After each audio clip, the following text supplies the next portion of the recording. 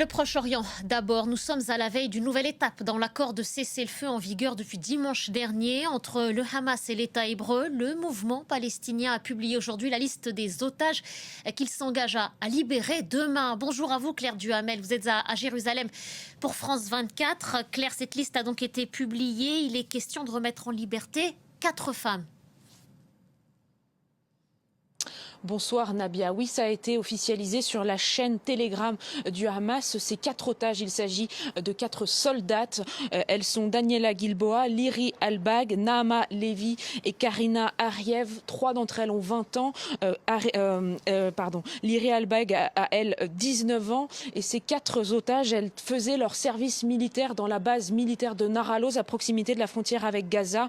Lorsque le djihad islamique et le Hamas ont pris d'assaut cette base, tuant nombre de leurs collègues et faisant otage environ 7 observatrices. C'est le nom de leur poste dans l'armée. Alors la semaine dernière, c'était 3 femmes civiles qui ont été libérées par le Hamas. Et ce soir, eh bien, les Israéliens disent que le Hamas ne respecte pas formellement les termes de l'accord, puisqu'il est prévu dans cet accord que ce soit d'abord les femmes civiles qui soient libérées. Or, sur la liste des 33 otages libérables, il reste au moins 2 femmes civiles. Ça fait des semaines qu'Israël demande au Hamas de préciser qui est vivant et qui est mort sur cette liste de 33 otages.